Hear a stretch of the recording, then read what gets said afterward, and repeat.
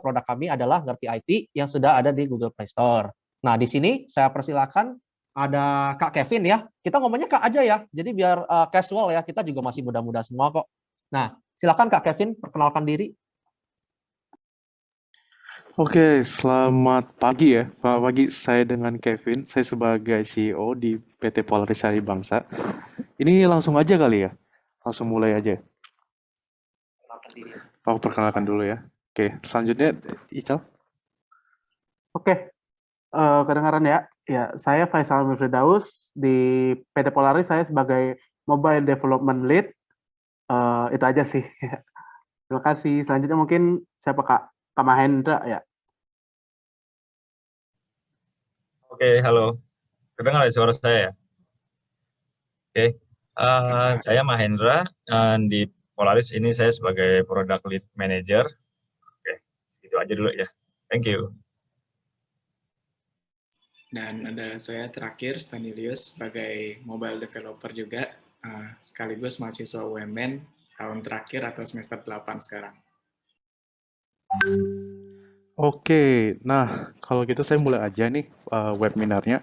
Sebelum saya bahas tentang company saya di sini ingin berterima kasih dulu nih kepada para partisipan yang antusias nih ya untuk ikut dalam webinar seri kedua kami, yaitu The Other Side of the Interview.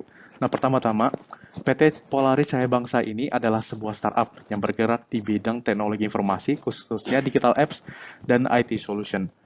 Nah, tadi kan udah dijelasin nih sama Kak Felix, yaitu salah satu project unggulan kami, yaitu banyak ngerti.id. Tentunya udah merilis dong aplikasi di Google Play, yaitu Ngerti IT. Sebenarnya ini aplikasi apa nih? Jadi saya jelasin secara singkat aja, aplikasi ini itu berisi solusi, life hack, dan kamus-kamus khusus IT yang dapat memperluas wawasan umum kalian tentang hal IT. Nah, berbeda nih dengan established company yang sudah banyak produk dan line-up bisnis mereka nih. Nah, kami dari PT Polaris Bangsa baru memulainya dengan satu produk dan satu project ini. Dan kami juga berencana untuk membuat produk-produk unggulan lainnya untuk memajukan bangsa.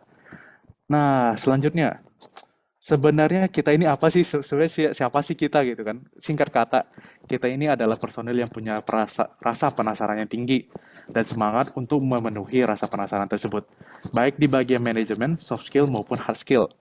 Nah, melalui kesempatan webinar kali ini, kita tuh jadi lebih tahu sebenarnya apa sih yang bikin tertarik orang-orang untuk berinovasi dalam dunia usaha. Nah, salah satu keseruannya adalah barengan dengan teman-teman seperjuangan nih mencapai suatu titik keberhasilan. Seperti yang bisa dilihat, tim kami itu nggak besar gitu. Sementara yang kita ikut ini ada 5 orang kan. Nah, tapi tim kami itu berisi orang-orang yang kreatif dan unik. Banyak pemikirnya gitu. Nah, terkadang itulah yang membuat kami bercita-cita untuk memecahkan masalah bareng, terus masalah-masalah yang sebenarnya muncul di dalam Indonesia. Next slide.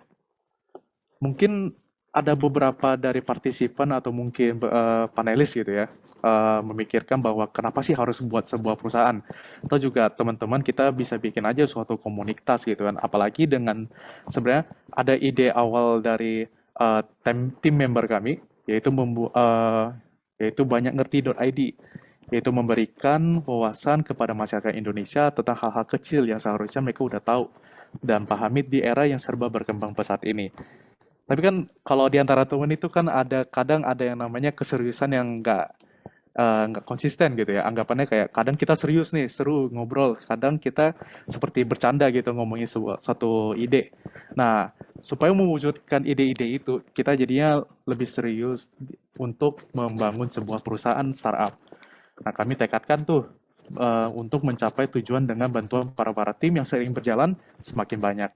Karena adanya perusahaan, kita juga bisa membantu nih para mahasiswa-mahasiswi universitas yang sedang memerlukan pengalaman dan kesempatan magang di perusahaan. Dan kan kadang di bagian era COVID ini kan banyak yang susah nih dapat mendapatkan kesempatan magang. Jadi di sini kita ingin membantu. Nah, kalau bisa disebut dengan kayak gini, kita memerlukan tenaga untuk membangun sebuah perusahaan startup ini. Di satu sisi lain, dari para mahasiswa kan mendapatkan kesempatan untuk magang. Jadi kita bisa dibilang this is a win-win solution, di mana mahasiswa-mahasiswa mendapat pengalaman startup, kita juga mendapat mengembangkan tim. Nah, kenapa sih bikin webinar? Kami ingin berbagi cerita kami nih selama membangun perusahaan ini sampai di bagian interview untuk mendapatkan anak-anak magang. Nah, cerita kali ini bukan cerita-cerita serem nih, seperti dadakan pertanyaan-pertanyaan pedas dari HR, atau enggak ujian-ujian tes masuk yang panjang dan lebar, tapi perspektif yang berbeda dari interview. Sebelum masuk di bagian interview, dari tadi kan ada dengar nih kata-kata seperti established company, startup gitu kan. Mungkin ada beberapa yang menonton drama atau mungkin nonton berita-berita bahwa wah ada established company, ada yang namanya startup ini, unicorn, ataupun yang lainnya. Sebenarnya sih apa sih perbedaannya? Nah, untuk itu Kak Felix akan jelasin detail tentang sebenarnya apa sih perbedaan established company dan startup. Silakan Kak Felix. Oke, thank you Kak Kevin udah dijelasin nih. Wah, jadi kita tahu ya alasannya sebenarnya kenapa sih kita membangun sebuah perusahaan, lalu kita juga punya satu produk ini. Alasannya sebenarnya kita tuh pengen mengedukasi masyarakat. Nah, tapi kita juga harus mengerti nih untuk perbedaan digital startup sama established company itu apa gitu ya? Karena kita dari pas kita mulai suatu perusahaan pasti kita mulainya dari digital startup dulu. Nah, lalu karena tema hari ini adalah tentang the other side of interview, tentunya kita juga harus tahu tujuan kita kemana gitu ya. Kadang nih kita merasa oh kita lebih suka pergi ke atau enggak melamar ke perusahaan yang baru dimulai. Alasannya kenapa? Mungkin gajinya bisa lebih tinggi. Atau kita lebih suka nih ke established company karena ada suatu prestige gitu ya. Nah, jadi kita itu harus tahu dulu nih perbedaannya digital startup sama established company apa, supaya pada saat kita melamar, kita tahu ekspektasi kita apa, dan kita juga tahu nih, kita kalau kerja di digital startup kerjanya tuh kayak gimana sih, kalau di established company tuh kerjanya kayak gimana. Nah, ini saya mau jelasin dulu nih sedikit nih. Oke, pertama tentunya dari definisi dan ciri-cirinya dulu ya. Definisi digital startup adalah suatu perusahaan rintisan ya, yang mereka itu biasanya belum lama beroperasi. Sedangkan untuk established company adalah perusahaan mature atau matang yang sudah beroperasi lama tentunya ya. Itu kan in general definisinya seperti itu. Nah, untuk digital startup secara umumnya pada umumnya itu biasanya di bawah 10 tahun berdirinya, kayak belum lama nih berdirinya gitu. Tapi kalau untuk established company biasanya mereka itu sudah di atas 10 tahun. Tetapi teman-teman juga kadang pasti bingung dong, kapan sih sebuah digital startup berubah menjadi established company? Nah, jadi sebenarnya ada beberapa tahapan-tahapan seperti dari digital startup menjadi perusahaan unicorn, menjadi dekakorn, lalu ntar lama-lama akan menjadi suatu established company. Nah, untuk naik ke tahap-tahap itu biasanya memerlukan ada ini ya, laporan keuangan sama ada perputaran keuangan yang sudah melewati suatu batas tertentu. Contohnya, saya nggak yakin sih angkanya berapa, tapi biasanya itu contohnya misalkan sudah melewati 10 miliar gitu ya. Nah, itu akan naik level tuh. Jadi bisa disimpulkan seperti itu. Jadi kita juga harus tahu bagaimana cara digital startup bisa menjadi established company. Nah, untuk digital startup, biasa tim intinya sangat kecil nih. Biasa malah bisa dihitung pakai jari gitu ya. Contohnya PT Polaris Cahaya Bangsa, tim intinya hanya 6 orang. Ada saya, Kevin, Kak Faisal, Kak Mahendra, Kak Stani, dan satu lagi Kak Febrian yang tidak bisa hadir hari ini. Nah, tim intinya cuma 6 orang gitu ya. Nah, tapi biasa kalau untuk established company, mereka itu wah, pasti karyawannya banyak sekali ya, dan juga divisi mereka itu independen semua. Jadi setiap divisi pasti punya peran masing-masing gitu. Sedangkan kalau di digital startup, karena tim intinya kecil, mungkin saya bagian bagian business development, tetapi bisa aja saya juga harus bisa hal lain gitu loh. Saya juga harus sedikit bisa marketing, sedikit bisa legal, sedikit bisa ini itu. Nah, jadi perbedaan digital startup sama established company biasanya seperti itu. Nah, kita lanjut lagi nih ke detailnya nih. Kalau dari sisi bisnis, digital startup itu biasanya lebih high risk, high reward. Alasannya kenapa? Karena kita baru mulai nih, modalnya nggak banyak juga ya. Sehingga resikonya tuh besar. Dan juga saingan kita bisa aja udah established company gitu ya. Nah, jadi high risk, high reward. Tetapi high reward-nya apa? Karena timnya masih kecil, jadi kita biasanya sih profitnya digital startup bisa jauh lebih besar daripada established company karena overhead cost-nya itu masih dikit gitu. Jadi high risk, high reward. Lalu established company tentunya risikonya minimal, risikonya sedikit. Alasannya kenapa? Karena mereka itu sudah stabil, mereka sudah tahu bagaimana cara menjalankan bisnis yang benar, dan mereka sudah mempunyai outstanding existing customer juga gitu ya. Jadi risikonya lebih kecil. Lalu untuk digital startup, biasa kondisi bisnisnya tidak stabil sama tidak konsisten. Alasannya kenapa? Contohnya deh, kita lagi pandemi COVID begini kan, ada goncangan seperti ini aja, kita tentunya di startup pasti banyak yang tidak stabil dan bingung harus gimana nih, waduh, customer saya hilang semua gitu ya. Nah, jadi kondisi bisnisnya biasanya tidak stabil dan tidak konsisten karena existing customer-nya masih belum banyak, dan juga bisa aja banyak saingan juga gitu ya. Nah, established company biasanya lebih stabil, konsisten, dan sustainable karena mereka sudah memiliki prosedur-prosedur yang tertata gitu. Lalu, nah kalian mikirnya mungkin gini, wah berarti mendingan saya kerja aja di established company, digital startup jelek. Nah itu pemikiran yang salah.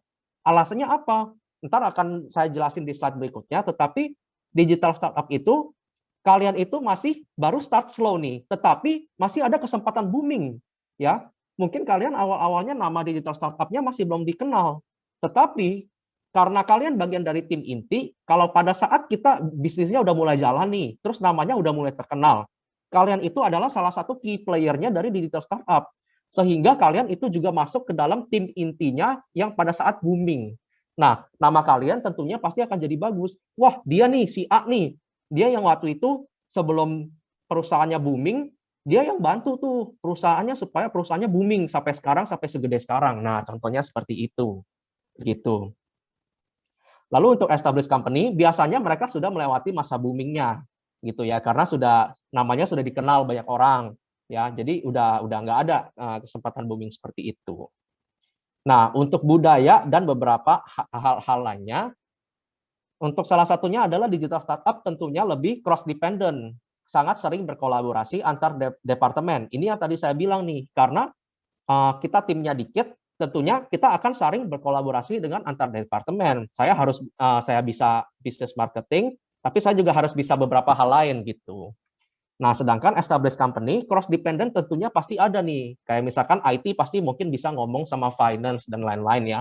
Tetapi setiap divisinya sudah memiliki role masing-masing yang sudah tertata begitu. Lalu juga next-nya adalah personal development lebih cepat. Nah, personal development-nya lebih cepat kenapa nih?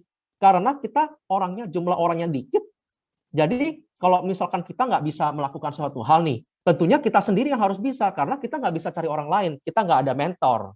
Nah, jadi karena kita juga dikejar target dan lain-lain, nah itu kita sebenarnya memang lebih capek, tetapi kita belajarnya juga lebih cepat gitu loh. Nah, sedangkan untuk established company, personal development lebih tergantung dengan lingkungan atau atasan. Misalnya nih, alasan kenapa saya ngomong gini, ada atasan yang baik, tapi ada juga atasan yang pokoknya kamu kerjanya A ya A gitu loh. Jadi mereka kaku gitu ya. Kalau misalkan disuruh kerjain yang kamu mau belajar B, C, D gitu ya, nah itu nggak dibolehin, ya agak susah gitu. Sedangkan kalau di digital startup, kamu bisa A, tapi bisa aja kamu belajar B, C, D, E, F, G gitu, belajar hal-hal lain seperti itu. Lalu selanjutnya, digital startup lingkungan bisa high pressure. Nah, alasannya high pressure ya tentunya seperti deadline, ngejar target, ngejar karena harus saingannya banyak gitu ya. Nah, jadi high pressure gitu ya. Lalu established company lingkungannya cenderung biasanya sih lebih zona nyaman karena perusahaannya sudah established gitu loh, sudah besar gitu ya. Jadi customer-nya juga pasti ada. Jadi tinggal maintain aja gitu.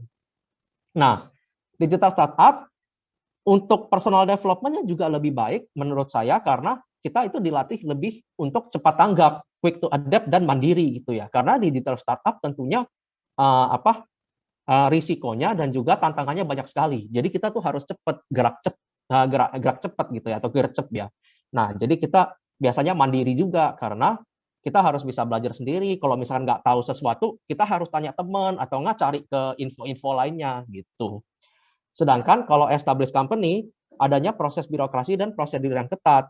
Nah, biasanya kan kita tahu tuh, kalau misalkan mau interview di suatu perusahaan besar, kadang interviewnya bisa 3-4 kali gitu kan, dari dari HR manager, dari user, terus direktur gitu ya, beberapa kali. Nah, biasanya di digital startup itu lebih direct gitu ya, nggak seribet itu biasanya sih. Nah, selanjutnya kita akan bahas nih, kan temanya di other side of interview. Nah, kita udah tahu nih perbedaannya di target kita tuh mau kemana nih, mau ke digital startup atau mau ke established company. Dua-duanya nggak ada yang salah ya, itu tergantung dari diri sendiri aja mau yang kemana gitu ya. Nah, selanjutnya ada sharing session nih dan tips and tricks nih dari kakak-kakak dari kakak-kakak PT Polaris Saya Bangsa yang akan kasih sharing session mengenai beberapa tips and tricks interview dan pengalaman mereka pada saat interview orang. Nah, ini kan temanya di other side of interview ya. Mungkin kalian pernah dengar interview itu seperti apa sih? Nah, tapi pernah dengarnya dari temen. Nah, sekarang kita itu sebenarnya kita bukan HR, tetapi kita adalah user gitu ya. User itu orang yang menggunakan karyawannya langsung gitu. Jadi kalian mungkin pernah dengar interview HR lalu interview user. Nah, kita adalah user. Jadi kita tuh bisa kasih suatu tips and tricks yang ada di pikiran user tuh seperti apa. Nah, saya persilakan ke Kak Mahendra dulu deh untuk sharing pengalamannya Kak Mahendra ya. Oke, silakan Kak Mahendra. Oke, terima kasih Kak Felix. Tadi udah dibilang juga, udah disebutin sama Kak Felix kalau ada HR dan user, dan kita ini totally basicnya bukan dari psikologi atau yang memang HR banget ya. Kita ini IT semua, tapi karena kita startup tadi dibilang seperti itu, dan kita waktu itu membutuhkan tenaga internship. Saat itu kita buka lowongan internship untuk pertama kalinya. Nah, di saat itu banyak juga yang apply ke kita. Kemudian karena banyak kan mau nggak mau, akhirnya kita melakukan interview. Nah, dari interview itu di sini banyak pengalaman yang saya dapat juga, banyak juga pelajaran yang saya ambil. Terus juga kita bisa ngelihat nih pelajaran apa juga yang bisa calon kandidat pelajari gitu loh. Nah, jadi saya mau jelasin mungkin dari sisi umum ya, maksudnya secara general interview, walaupun nggak, mungkin kalian pernah dengar dari sisi orang-orang HR atau psikologi, kurang lebih hampir sama, tapi tetap ini sudut pandang kami sebagai user tadi. Jadi user itu tadi yang dimana kalau kamu ngelamar suatu posisi, misalkan kamu melamar jadi Android developer misalkan gitu ya, user itu adalah atasan kamu dalam satu divisi gitu.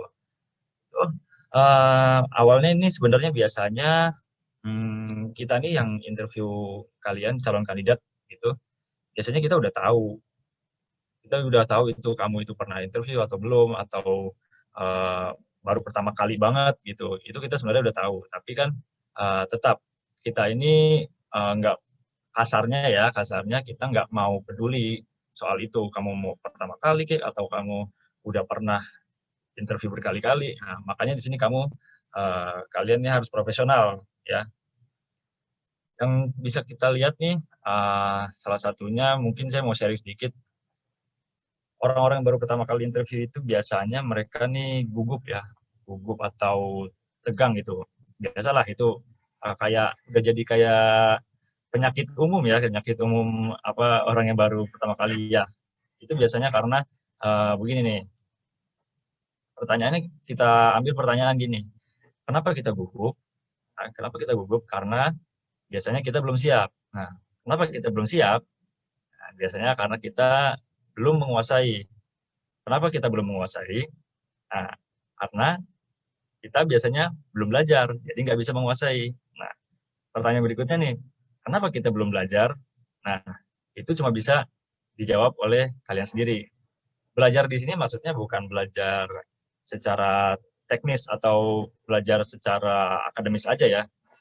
Belajar ini maksudnya juga kalian harus belajar gimana menguasai situasi atau cara menghadapi orang baru, itu belajar juga, itu termasuk belajar juga. Jadi bisa juga dari segi sikap, attitude, dan lainnya itu harus dipelajari juga, jadi nggak hanya soal akademis gitu. Kemudian tadi gugup, nah yang kedua ini, kita pernah lihat juga ada yang calon kandidat ini yang terlalu formal atau kaku banget itu. Formal it's okay gitu, that's good, bagus dan sopan. Tapi kalau over juga, kita yang menginterview jadi ikutan kaku gitu loh. Jadi untuk kita bertanya-tanya lebih jauh itu kalau jawaban dari kalian calon kandidat gitu terlalu formal atau terlalu kaku, jadi flow dari interview tersebut itu nggak berjalan, dan situasi mungkin agak cringe atau aneh gitu ya, agak canggung gitu.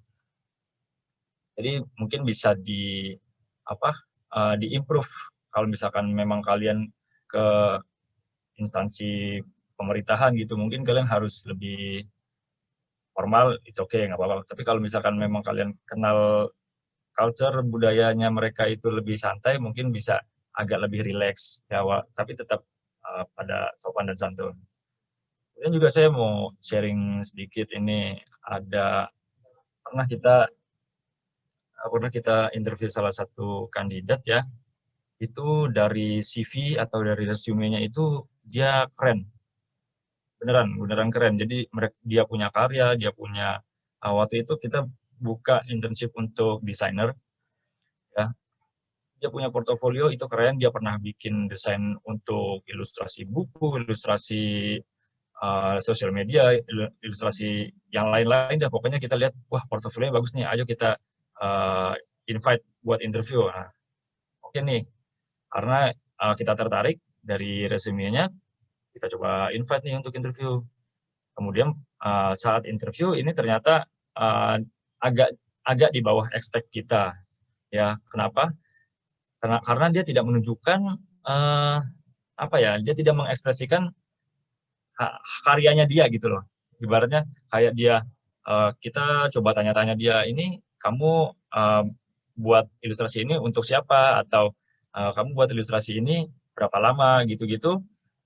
Orang ini agak cukup lama connect-nya gitu, ibaratnya suka lambat menjawab gitu. Kemudian juga dia terlihat lebih pasif gitu. Kenapa pasif? Karena dia hanya menunggu pertanyaan dari si interviewer. Itu bagus memang, tapi ada baiknya jika diminta atau ditanya oleh interviewer, kita bisa menjawab sedikit improve, nggak harus saklek atau harus pasti dengan apa yang pertanyaannya harus jawab itu. Kita bisa improve sedikit. Improve-nya itu adalah dengan menonjolkan atau show off kemampuan kita yang tidak ada di resume gitu. Itu lebih bagus karena interviewer biasanya menyukai, kalau kita sebagai user itu, karena kita yang akan bekerja langsung dengan orang calon kandidat ini, kita menyukai keaktifan dia gitu. Inisiatifnya dia bagus atau enggak itu bisa dilihat dari keaktifan dia saat interview. Tapi jangan hyperaktif juga, jangan over juga, karena yang berlebihan kan nggak bagus tuh ya.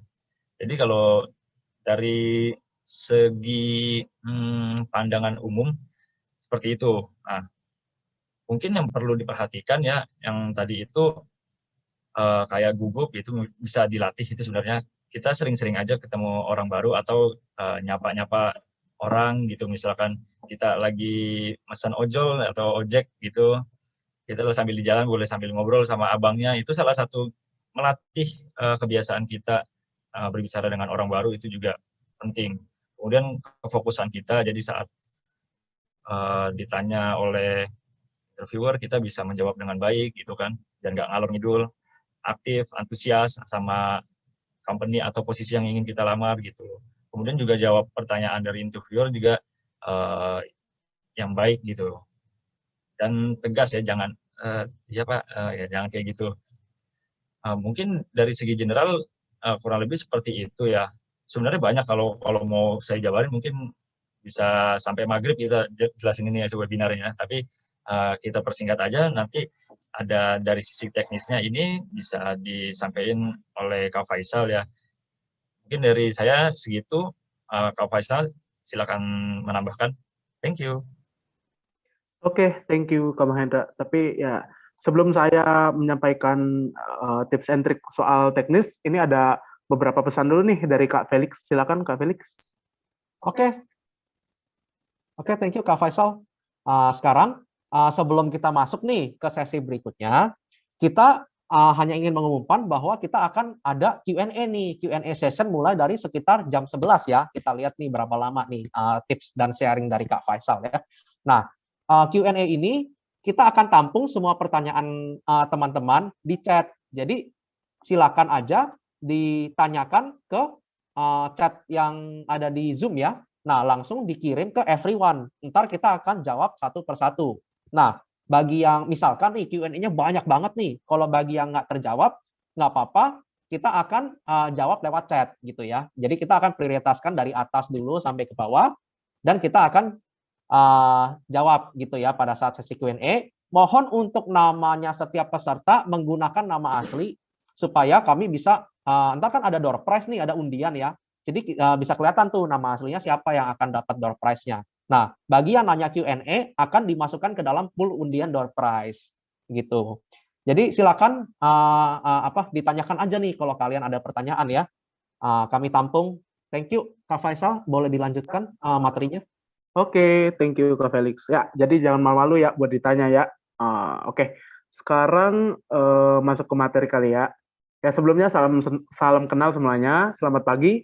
Nah, jadi tadi kan Kak Mahendra udah jelasin tuh hal-hal yang sering ditemukan pada saat kita dari PT Polaris menginterview orang yang baru pertama kali interview. Nah, sekarang gimana dengan orang yang udah pernah interview, bahkan udah pernah keterima kerja nih? Apakah hal itu menjamin bahwa orang itu interviewnya bakal bagus? Sebelum menjawab pertanyaan itu, nah saya mau cerita dulu nih, salah satu pengalaman kita dari PT Polaris waktu menginterview calon kandidat internship, yang dimana dia udah ada pengalaman bekerja nih. Pertama-tama kayak biasa, pastinya kita bakal menerima surat lamaran dan CV yang biasanya bakal dikirimkan melalui email kita.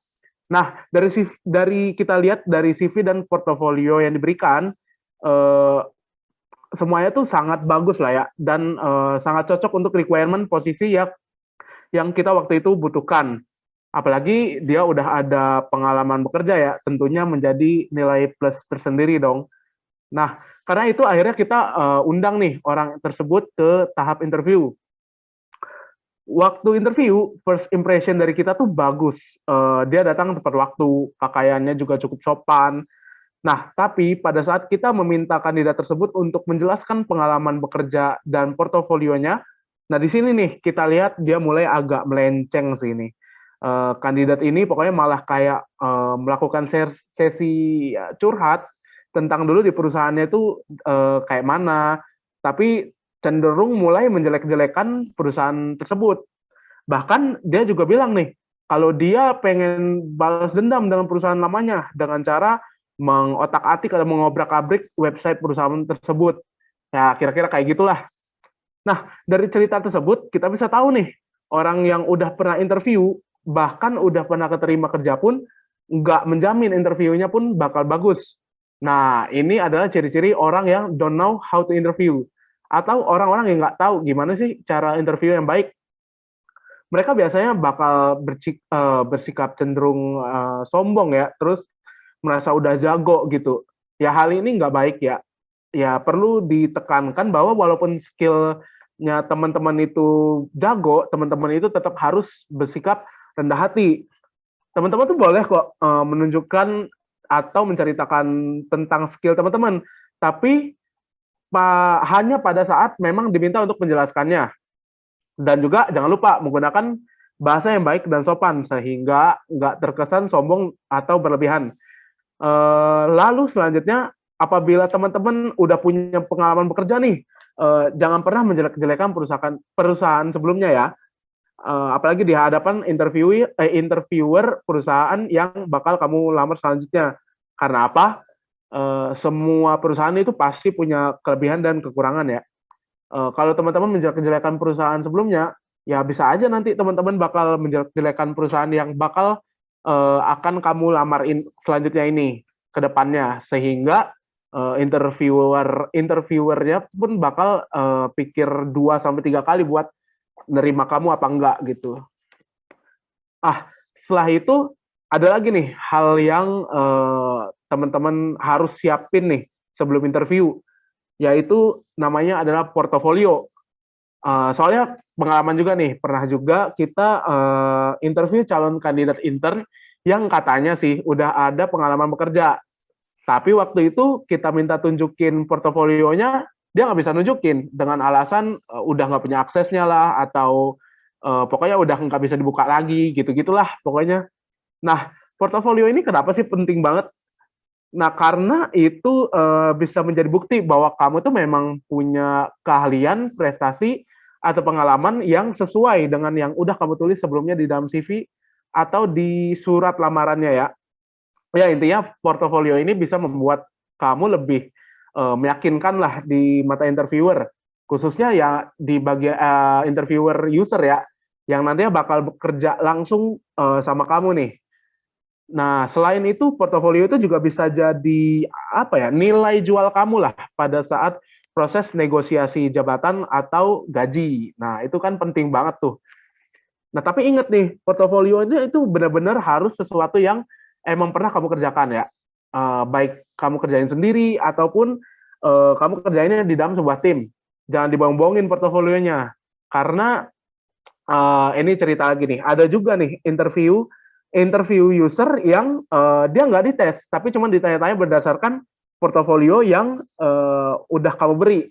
Nah, kebetulan ini adalah pengalaman saya sendiri. Pada saat saya pertama kali banget nih interview kerja ya di bidang IT pada waktu itu. Waktu itu saya melamar posisinya Android developer. Nah, di dalam portofolio saya cantumin aplikasi Android yang pernah saya buat waktu kuliah. Aplikasi yang udah pernah saya buat itu yang benar-benar cuma satu loh. Tapi waktu itu saya ditanya-tanya sama usernya, pokoknya tentang aplikasinya itu tuh bikinnya pakai apa, library-nya apa aja nih, terus flow aplikasinya kayak mana. Nah, pokoknya hal-hal seperti itulah yang berkaitan dengan teknis.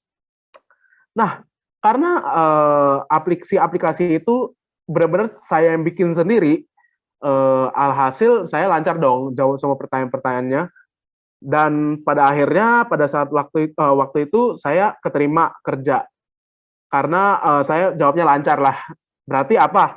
Nggak terlalu penting nih kamu cantumin berapa banyak hal di portofolio, tapi yang penting kamu menguasai apapun yang udah kamu taruh nih di portofolio kamu, even cuma satu. Makanya tadi saya udah singgung juga, portofolio itu harus jujur, jangan dibohong-bohongin. Kalau kamu bohong-bohongin, ya pastinya kamu kalau ditanya nggak bakal bisa lancar jawabnya. Itu interviewer pasti bakal langsung tahu lah. Tapi pastinya sih kalau misalnya kamu punya banyak portofolio dan benar-benar itu kamu yang bikin dan kamu atau kamu terlibat di dalam sebuah tim untuk bikinnya, itu pasti itu menjadi nilai plus banget loh. Tapi sekali lagi nih ya, poinnya itu interviewer itu cuman pengen tahu, pengen menggali sejauh mana sih skill kamu melalui si portofolio itu gitu. Oke, mungkin selanjutnya saya bakal ngasih sedikit tips and trick lah soal interviewnya ya. Tapi mungkin saya lebih ke sisi teknis ya. Kalau dari sisi teknis tuh biasanya tuh interviewer bakal nanya nih, kamu tuh bisa bikin ini nggak? Atau kamu pernah bikin ini nggak? Nah, yang tentunya berkaitan sama kebutuhan skill teknis posisi yang bakal kamu lamar nih. Nah, di sini kamu nggak usah takut. Jawab aja dengan sejujur-jujurnya. Dan dengan percaya diri. Kalau kamu bisa, jawab aja dengan yakin. Kalau kamu emang bisa. Tapi kalau kamu nggak bisa, nggak usah bohong terus bilang kalau kamu bisa atau pernah melakukannya, karena interviewer pasti bakal bisa langsung tahu nih kalau kamu bohong. Tentunya nanti bakal mengurangi penilaian terhadap kamu dong jadinya. Nah, terus gimana nih kalau emang kamu belum bisa atau belum pernah melakukan hal yang ditanya oleh interviewer? Mungkin kamu bakal jadi khawatir sih, karena interviewer kamu bakal merasa bahwa, wah saya bisa kurang nih, saya nggak bisa memenuhi keinginannya si interviewer nih. Tapi sebenarnya kamu nggak perlu khawatir, kamu jujur aja, bilang aja kamu belum bisa atau belum pernah. Tapi jangan lupa yakinkan juga interviewer kalau kamu mau belajar apabila nanti kamu keterima di perusahaannya. Karena ya skill itu bisa diasah sih. Yang penting itu kemauan teman-teman mau belajar apa enggak gitu.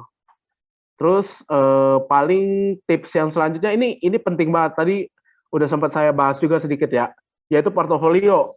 Portofolio itu kamu harus siapin benar-benar ya. Kamu harus siapin portofolio terbaik kamu. Jangan males buat update portofolio ya.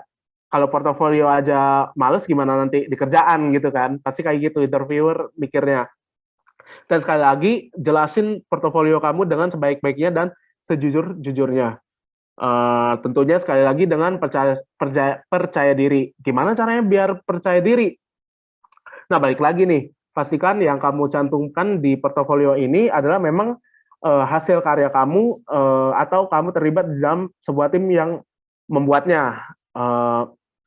Sehingga kamu nggak bakal ada keraguan waktu ditanya-tanya nih soal portofolionya.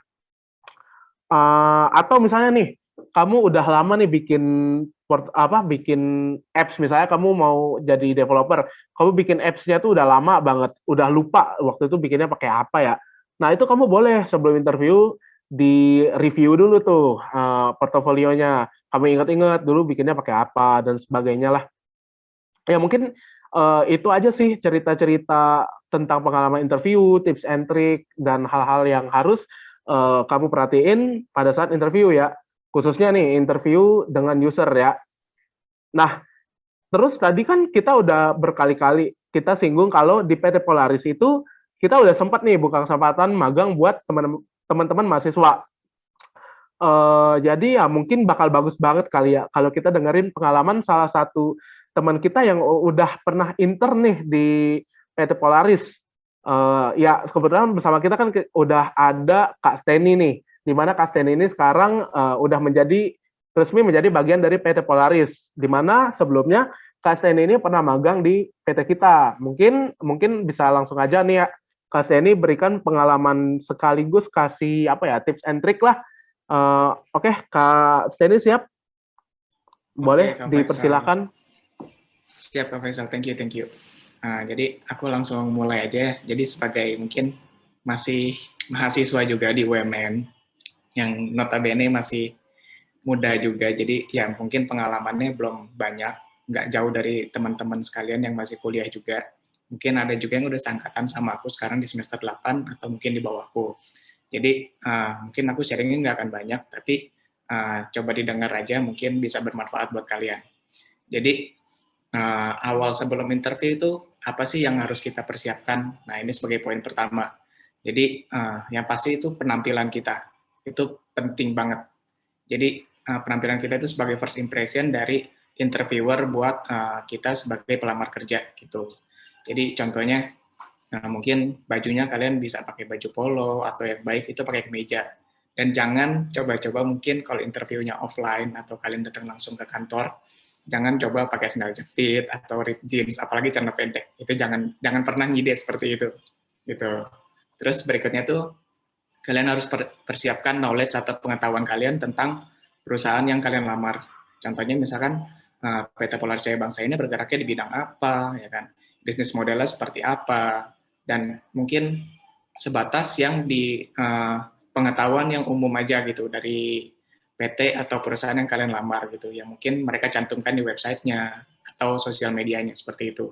Terus kalian juga harus tahu pengetahuan atau knowledge tentang posisi yang kalian lamar. Misalnya kayak contohnya aku sebagai IT developer atau mobile developer, nah aku harus tahu nih job desk itu apa aja, kita ngapain aja kerjaannya gitu. Terus yang terakhir di poin pertama ini tuh kalian harus tahu value dari kalian itu apa.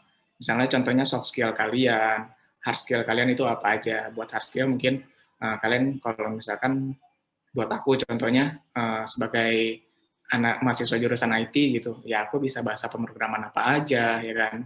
Terus bisa pakai aplikasi apa aja, ya kan. Terus setelah itu ya soft skill kalian, ya soft skill itu kan yang bisa kalian dapat dari pengalaman kalian. Mungkin contohnya kayak berorganisasi gitu. Mungkin kayak aku contohnya dulu pernah organisasi di Women Medical Center, terus pernah juga jadi panitia OMB seperti itu. Terus poin kedua nih, itu adalah ekspektasi interview itu seperti apa.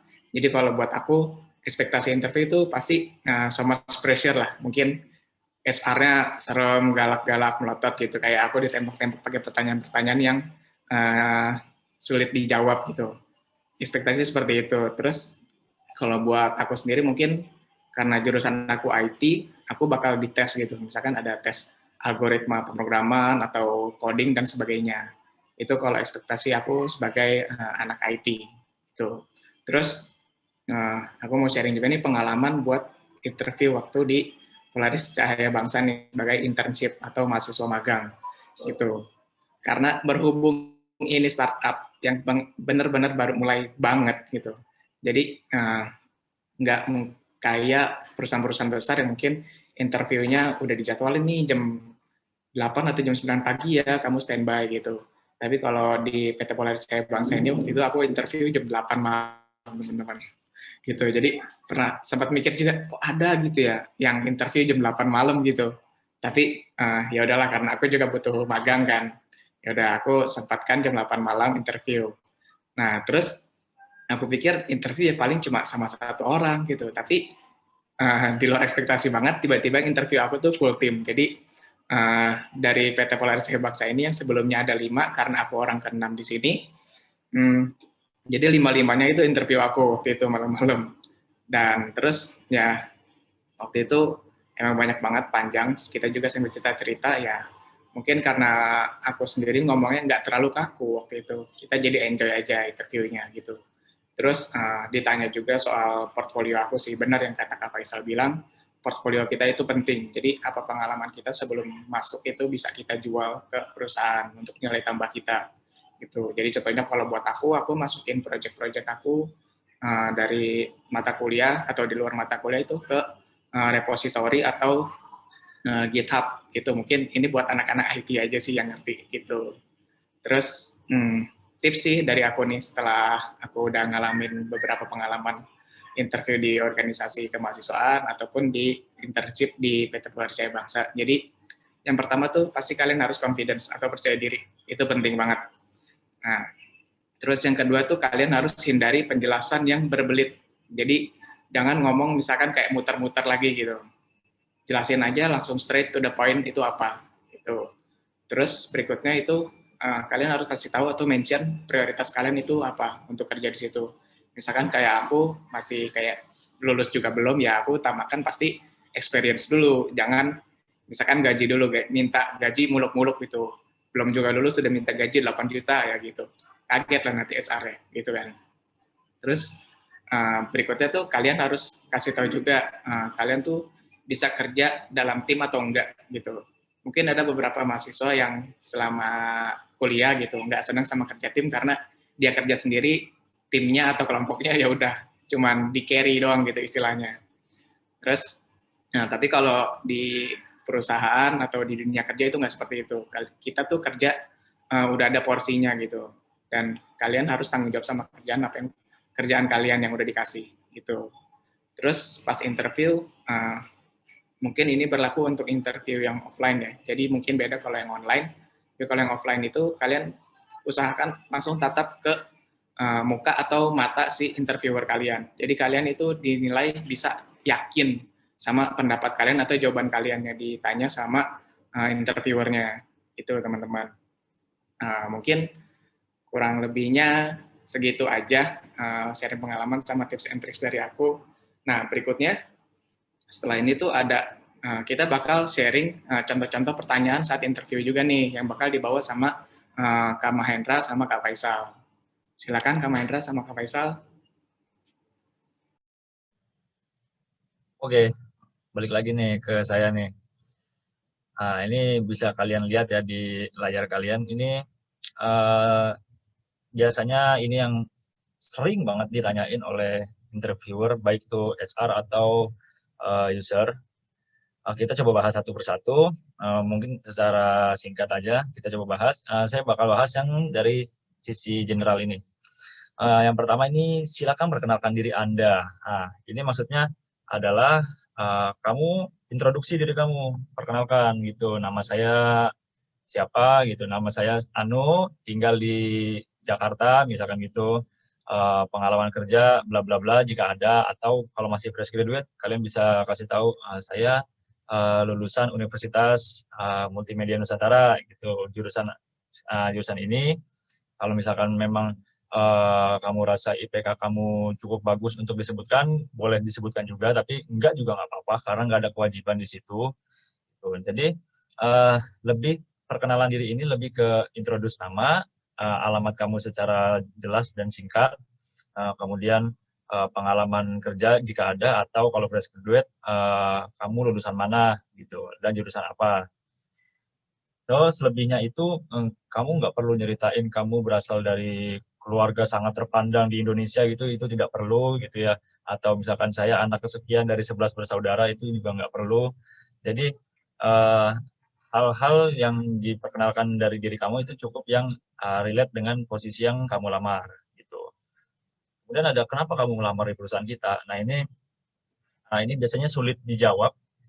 Kenapa sulit dijawab? Nah, yang biasanya sulit menjawab ini biasanya ya adalah orang-orang yang secara acak melamar pekerjaan, kayak misalkan di Jobstreet gitu. Di Jobstreet apply atau di LinkedIn gitu, apply. Ketika salah satunya invite kamu untuk interview, kemudian kamu di interview ditanya pertanyaan ini, kamu stuck, biasanya blank atau bingung. Kenapa kamu melamar di perusahaan kita gitu. Nah, sebenarnya ada caranya, ada triknya untuk menjawab pertanyaan ini, walaupun kamu apply secara random pun sebenarnya kamu bisa, yaitu kamu research dulu. Kamu research ini siapa company yang invite kamu untuk interview. Kamu research company-nya seperti apa, dia berdirinya tahun berapa, kemudian produknya apa, keunggulan produknya apa.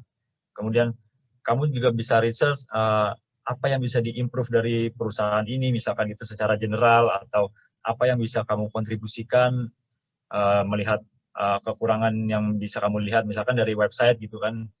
Pasti kan setiap company punya websitenya sendiri-sendiri ya. Nah, kamu bisa riset melalui websitenya, atau kamu searching aja di Google, misalkan produknya apa, misalkan produknya sepeda, kamu cari produk sepeda merek ini, brand ini gitu.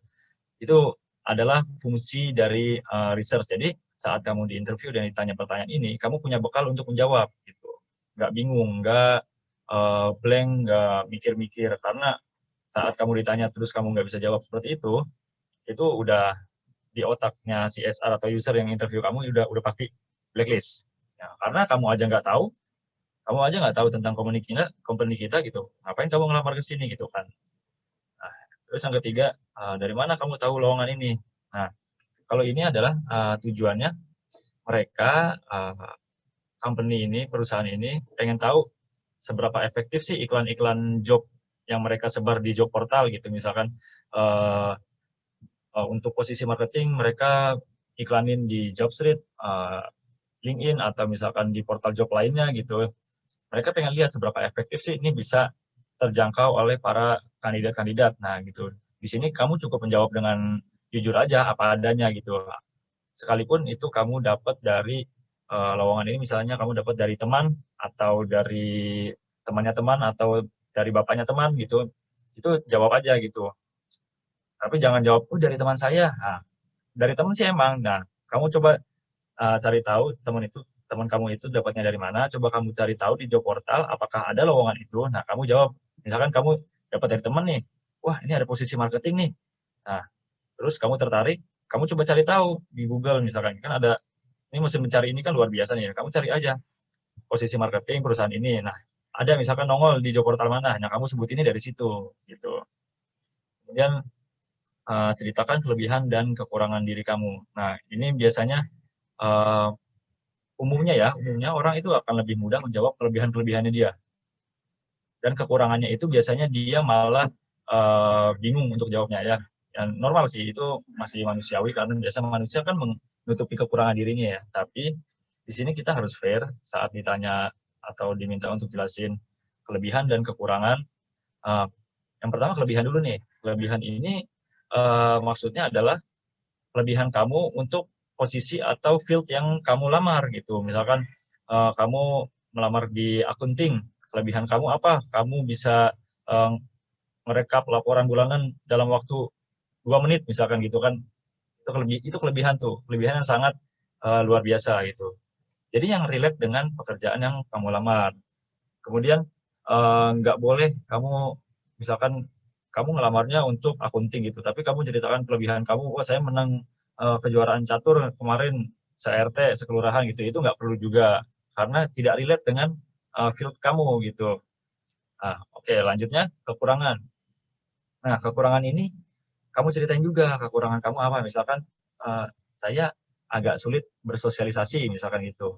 Tapi karena di sini kita akan bekerja dengan tim, saya akan mencoba berusaha bersosialisasi sebaik mungkin dan saya akan belajar beradaptasi dengan lingkungan. Nah, jadi kekurangan ini kamu ceritakan, ya, kamu sebutkan, tapi diikuti dengan solusi yang akan kamu lakukan. Kamu tawarin solusi juga untuk mengatasi kekurangan kamu, begitu. Jadi jangan hanya menyebutkan kekurangan, jangan hanya menyebutkan kelebihan, tapi ada yang kamu bawa juga untuk perusahaannya. Jadi kamu punya alasan, gitu. Kemudian yang terakhir ini sebenarnya jarang sih, jarang banget ditanyain, tapi terkadang ditanyakan juga, kamu kesini naik apa dengan siapa, itu maksudnya adalah si interviewer ini mau tahu seberapa mandiri sih kamu gitu. Seberapa mandiri kamu effort untuk mencapai tempat ini, maksudnya tempat interview kalau misalkan offline gitu ya. Kalau misalkan offline, ini pengalaman saya juga dulu.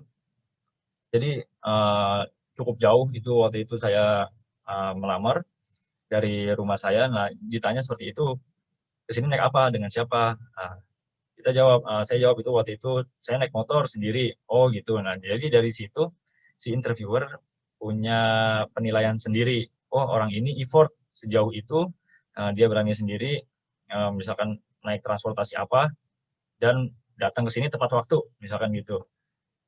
Dan sebaliknya, kalau misalkan kamu jawabnya, oh saya kesini naik mobil diantar papa atau diantar teman, nanti akan timbul pertanyaan baru dari si interviewer.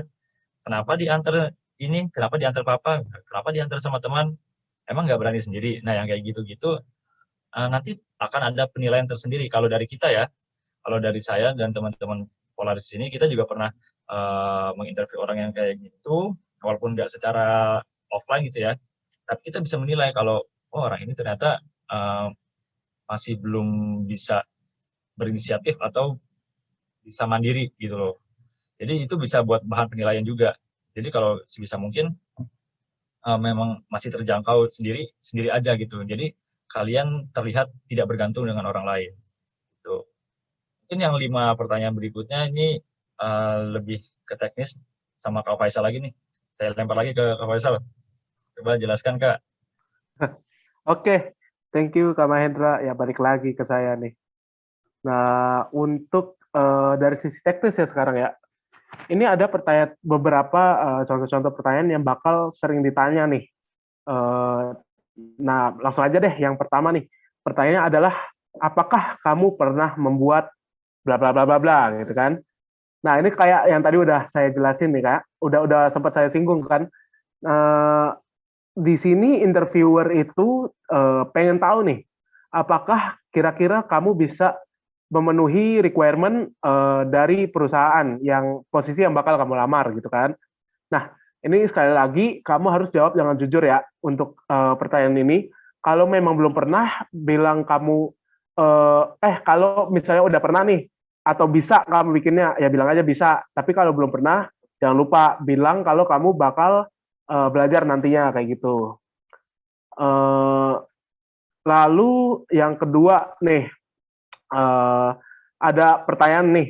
Coba jelaskan tentang bla bla bla bla bla bla. Nah, kalau ini biasanya berkaitan dengan teori nih. Jadi kalau di interview user itu, kita bukan cuman bakal nanya-nanya atau ngetes soal teknis doang nih, tapi soal-soal teori juga bakal kita tanyain.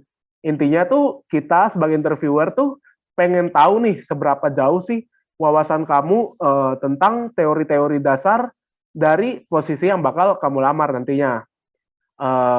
Dan jangan lupa, misalnya kamu udah lupa nih soal teori-teori yang mungkin dulu belajarnya cuma di kuliah atau di sekolah nih ya. Nah, boleh nih sebelum interview, kamu review dulu atau baca-baca lagi materinya yang kira-kira bakal ditanyain nanti. Biar nanti pas udah ditanya, kamu lancar jawabnya gitu. Nah, lalu yang ketiga selanjutnya, kenapa kamu resign dari perusahaan lama? Nah, kalau ini pertanyaannya itu mungkin berlaku untuk yang udah ada pengalaman ya, pengalaman kerja sebelumnya. Kalau pertanyaan ini biasanya mungkin bakal ditanyainnya sama interviewer HR. Tapi bisa juga interviewer user bakal nanya soal hal ini. Gunanya itu untuk memastikan apakah di perusahaan sebelumnya kamu ada problem nggak sih di dalam bekerja sama dalam tim, atau apakah kamu di perusahaan sebelumnya tuh ada problem nggak sih dalam mengerjakan hal-hal yang teknis. Nah, jadi lebih ke situ sih kira-kira ya. Nah, selanjutnya tuh ada pertanyaan lagi, coba presentasikan hasil pencapaian atau hasil pekerjaan kamu selama ini. Nah, kalau kamu ditanya pertanyaan ini, inilah saatnya kamu buat nunjukin skill yang kamu punya. Jelasin apa yang udah kamu cantumin di portofolio tadi. Tadi udah dijelasin ya soal portofolio dengan rasa percaya diri. Tentunya dengan bahasa yang baik, biar nggak terkesan jadi angkuh atau sombong gitu. Pokoknya bikin si interviewer itu terkesan dengan pencapaian dan hasil kerja yang udah pernah kamu lakukan. Dan jangan lupa jelaskan juga kenapa sih kontribusi kamu penting dalam hasil kerja tersebut, gitu ya. Lalu yang terakhir ada contoh pertanyaan. Kalau misalnya kita minta kamu bla bla bla bla, apakah kamu sanggup? Nah, oke. Kalau pertanyaan ini interviewer itu lebih kayak pengen ngetes sih. Kamu itu mau belajar hal yang baru atau hal yang belum pernah kamu lakukan sebelumnya atau enggak? Yang dimana nanti pastinya bakal menjadi kebutuhan atau requirement untuk posisi yang bakal kamu lamar. Nah, untuk pertanyaan ini, kamu jangan ragu-ragu bilang bahwa kamu mau belajar ya. Karena yang tadi saya udah pernah bilang, skill itu bisa diasah, tergantung keinginan teman-teman dan komitmen buat belajar. Gitu. Nah, mungkin kalau dari teknis itu cuman segitu aja sih. Itu hal-hal yang pertanyaan-pertanyaan yang mungkin kemungkinan besar bakal ditanyain gitu ya. Dan tadi juga dari Kak Mahendra udah jelasin juga dari sisi generalnya kan. Nah, mungkin teman-teman muncul pertanyaan nih, gimana ya caranya buat nerapin teori-teori tadi dan materi-materi tadi yang udah kita sampaikan nih. Mungkin kalau teman-teman di search aja di Google, itu tuh langsung udah ketemu hal-hal tersebut kan. Tapi buat praktekinnya langsung itu kayak mana ya? Nah, mungkin kalau hal ini Kak Felix bisa menjelaskan nih, ada apa, apakah ada solusinya gitu. Coba silakan Kak Felix. Oke, thank you semua. Thank you Kak Faisal nih, udah jelasin detail banget ya. Nah, jadi di sini kita PT Polaris Cahaya Bangsa, kita ingin mengenalkan sebuah proyek yang kita baru bikin nih, namanya DVOC atau Digital Vocation ya. Nah, jadi ini adalah sebuah proyek di mana kita membantu melakukan membantu memberikan beberapa jasa digital gitu ya. Pertama, di DVOC ini kami ada beberapa jasa yaitu personal development. Nah, personal development ini lebih ke online interview dan juga untuk konsultasi interview dan juga pembenaran CV begitu. Nah, kita juga memiliki visi untuk membantu orang-orang atau masyarakat luas untuk membangun usaha mereka. Contohnya pembuatan toko online, pembuatan logo, dan pembuatan nama toko dan lain-lain dan strategi bisnisnya gitu ya. Nah, jadi kami memiliki visi-visi ini. Nah, mungkin teman-teman bingung nih kalau misalkan di online atau enggak interview sama teman gitu ya, trial interview itu kan mungkin mereka punya pengalaman, tetapi mereka itu bukan HR gitu ya, bukan orang yang pernah menginterview orang. Nah, kalau kalian di DVOC ini bisa menjadi menjadi suatu platform di mana kalian bisa secara open gitu ya, secara open melakukan sesi consulting interview nih sama kita begitu. Nah, jadi kita akan kita akan gali lebih dalam lagi cara kamu interview tuh bagaimana sih, kamu bagusnya di mana, kamu jeleknya di mana. Nah, itu kita akan gali. Kita sudah punya checklist-checklistnya yang menurut kita tuh sebagai user dan sebagai HR akan fokus ke hal-hal tersebut begitu. Nah, di sini boleh di-follow nih Instagramnya sama emailnya. Boleh juga dicek ke websitenya kami ya, divoc.id. Oke. Nah, karena teman-teman udah sangat suportif nih atas acara kita nih. kita ingin memberikan free counseling session. Nah, biasa counseling session itu kan berbayar ya, tetapi harga kita juga pastinya murah kok, pastinya terjangkau lah untuk mahasiswa. Nah, khusus untuk mahasiswa UMN, kita akan memberikan free counseling session kepada 5 orang ya. Kalian mungkin pas registrasi ingat tuh ditanyakan beberapa pertanyaan, udah pernah lolos interview belum atau enggak? Kalau belum pernah, menurut kalian kenapa sih merasanya nggak pede gitu? Nah, sebenarnya jawaban terbaik kita pilih beberapa orang untuk mendapatkan free counseling session ini. Nah, beberapa orang lagi akan terpilih dari Q&A tadi gitu ya. Oke, entar announcement dari free counseling session akan kami announce setelah Q&A. Untuk sekarang kita buka sesi Q&A ya. Oke, silakan untuk kami ingatkan lagi untuk teman-teman yang punya pertanyaan langsung aja di chat, akan kita tampung. Oke, saya akan bawa nih Q&A-nya nih. Kita mulai ya. Untuk Q&A pertama nih, ada dari Kak Leoni Angela Widiana. Halo Kak, perkenalkan saya Leoni. Saya ingin bertanya Kak, kalau misalnya untuk kami yang akan internship, kira-kira lebih baik memilih perusahaan seperti apa ya Kak? Apakah startup atau perusahaan yang udah besar? Terima kasih. Mungkin ada yang mau dijawab? Silakan.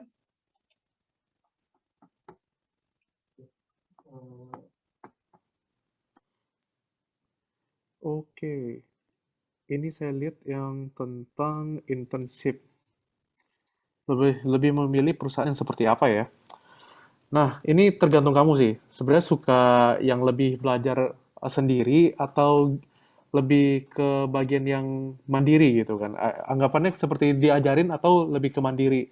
Nah, digital startup itu sama sih seperti established company untuk posisi magang tetap akan dikasih trainer. Jadi anggapannya kamu kalau masuk sebagai orang magang atau internship, itu pasti kamu nggak bakal dibiarkan sendiri. Anggapannya kamu bakal dikasih satu mentor atau trainer untuk mengajarkan. Anggapannya kamu bisa dikasih tahu nih, step by step sebenarnya apa aja yang perlu dikerjakan dalam program internship ini. Dalam program internship ini pastinya udah ada sebuah program khusus untuk anak-anak magang di mana di train dari tahap pertama, kedua sampai hingga yang akhir. Nah, tapi biasanya kalau digital startup ini lebih fleksibel, di mana kamu itu ruang geraknya itu lebih ke banyak orang. Anggapannya kamu bisa bekerja dengan bidang satu, bidang dua, bidang tiga. Bahkan jika digital startup tersebut masih benar-benar awal, kamu bisa langsung bekerja dengan CEO-nya. Nah, terus bedanya dengan kalau di established company, kamu itu belajar di mana melakukan suatu hal dengan benar sesuai dengan prosedur yang benar-benar ketat ada. Nah, menurut kamu, contohnya nih, menurut saya sih tergantung dari jurusan kamu sendiri. Kalau sesuai dengan, kalau bisa diberikan contohnya nih, dari keuangan, tapi lebih untuk bagian keuangan lebih rapi daripada yang baru mulai. Nah, ini tuh artinya apa? Kalau contohnya dari bagian industri keuangan, tentunya prosedur established company di bagian keuangan tersebut lebih rapi dibanding company yang baru startup. Jadi anggapannya di bagian company yang udah established itu udah ada SOP-nya. SOP itu anggapannya sebuah service untuk tata cara melakukan suatu hal. Prosedurnya lah intinya. Nah, tapi kalau di bagian startup belum tentu ada hal tersebut. Nah, itu biasanya tergantung dari kamu sendiri.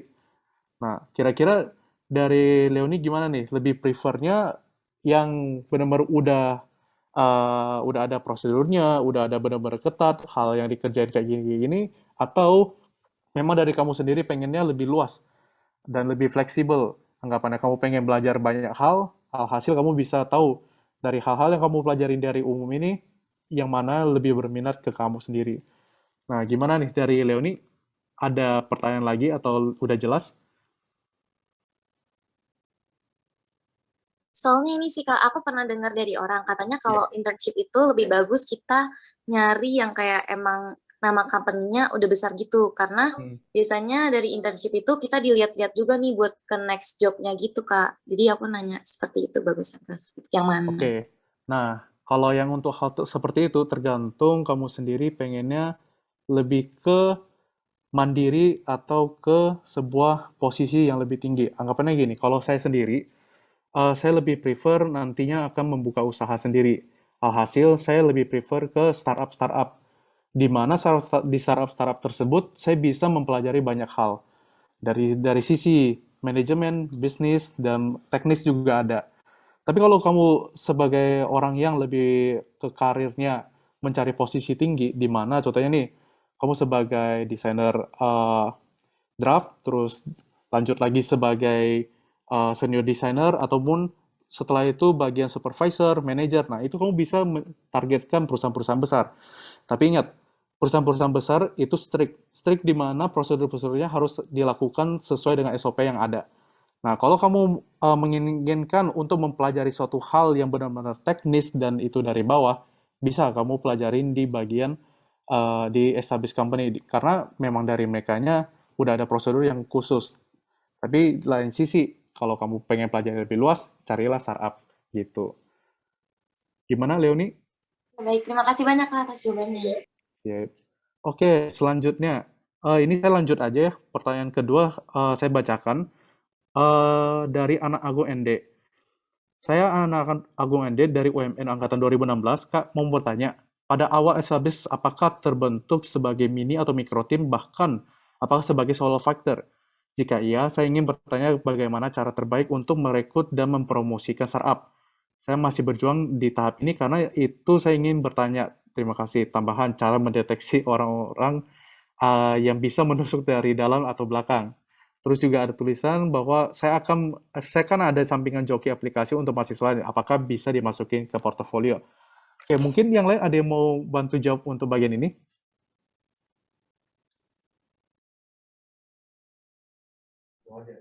Ya udah gue aja. Halo guys, oke, thank you pertanyaannya nih anak Agung nih. Beberapa antusias sekali ya, ada beberapa pertanyaan nih, keren nih.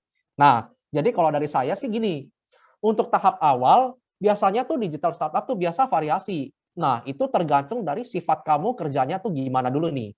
Kamu prefer kamu solo fighter atau kamu tuh prefer punya tim. Nah, itu sebenarnya tergantung, nggak ada yang salah gitu. Nah, biasanya sih startup itu pasti perlu tim yang solid buat berkembang. Kalau sendiri sih memang agak susah karena nggak mungkin kan kamu misalkan ngerti teknis tapi ntar kamu nggak kepikiran hal-hal legalnya tuh. Nah, itu kamu tentunya butuh tim yang mungkin bisa memberikan pandangan-pandangan lain gitu ya. Nah, tetapi biasanya digital startup itu nggak sembarangan cari teman join, nggak cari teman join. Karena kan ya seperti kamu bilang, takutnya bisa ditusuk dari belakang ya. Nah, tentunya kamu harus cari dulu partner founder yang benar-benar apa namanya bisa kamu percaya gitu loh. Nah, soalnya kalau misalkan nih tiba-tiba kalian sakit atau kalian capek gitu ya, mau jalan-jalan atau gimana, kalau partnernya nggak benar, malah perusahaan kamu diobrak-abrik gitu kan, ngomong kasarnya begitu. Nah, tentunya kamu harus memiliki trust ke orang yang memang kamu percaya gitu. Nah, lalu kalau untuk cara mendeteksi orang bisa nusuk dari belakang itu gimana sih? Kalau menurut saya adalah jangan sampai kamu namanya kita kan cari partner ya kalau digital startup ya, kita cari partner nih. Saya harus percaya dia harus percaya saya. Kan ngomong simpelnya begitu. Nah, kamu itu harus spend time. Jangan sampai, oh dia sejalan sama saya, tapi kamu nggak lihat attitude dia, kamu nggak lihat background dia, kamu nggak cari tahu tentang dia. Nah, itu yang hal-hal yang salah tuh. Kamu harus benar-benar cari tahu dulu nih, dia di belakangnya seperti apa sih? Atau nggak tanya teman-temannya dia, atau kalau misalkan di dunia yang lebih profesional, kalau kamu sudah dewasa, kamu cari referensi-referensi. Misalkan dia dulunya punya usaha kecil, punya usaha mikro. Kamu cari tahu tuh cara dia manage-nya seperti apa. Gitu. Apakah dia solo player atau dia pernah kerja dalam tim dan timnya juga senang sama dia. Nah, itu bisa menjadi indikasi-indikasi apakah kamu bisa percaya ini orang bisa dipercaya atau enggak. Intinya sih begitu.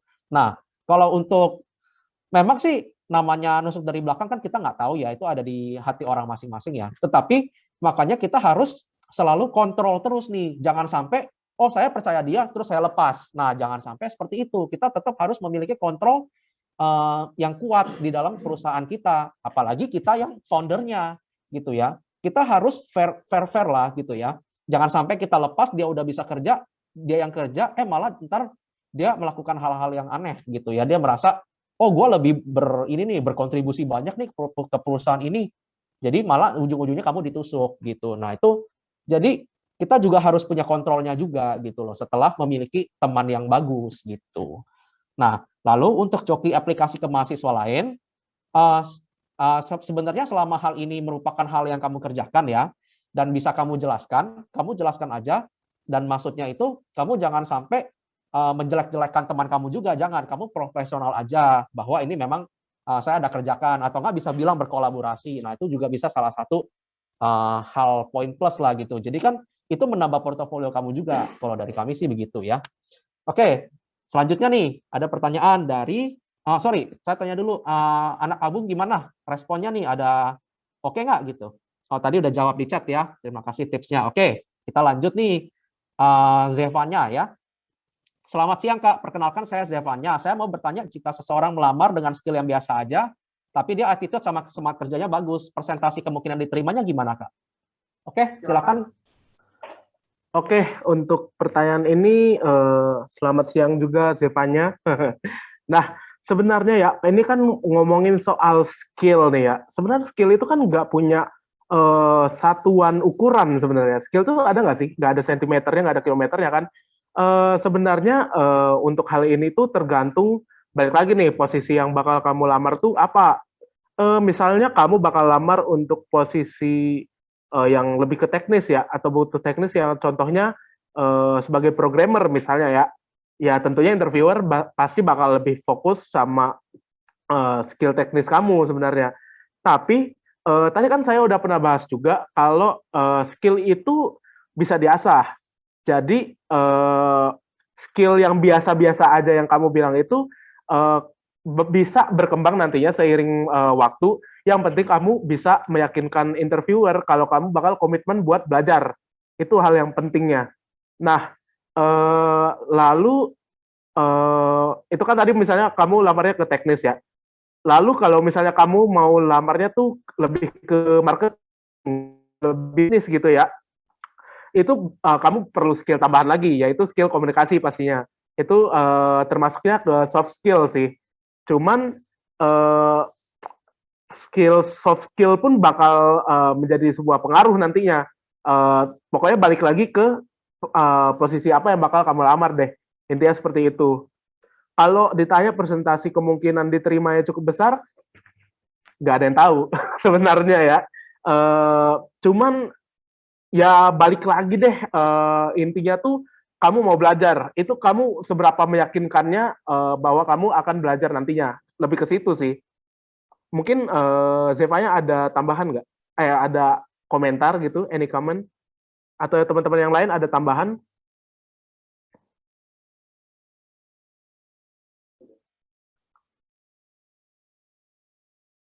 Udah sih Kak. Oke, terima kasih ya Zevanya. Ya, mungkin itu. Lalu pertanyaan yang selanjutnya lagi nih. Hai Kak, perkenalkan saya Cindy. Sebelum masuk ke tahap interview, tentunya kita harus lolos pada screening resume terlebih dahulu. Dari sudut pandang user, hal apa saja yang menjadi fokus saat melakukan screening CV agar bisa menarik perhatian dan lolos seleksi? Wah, ini pertanyaan bagus juga nih. Terima kasih. Ya, mungkin teman-teman ada yang mau jawab?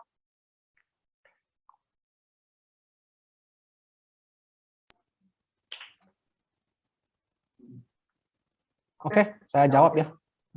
Oke.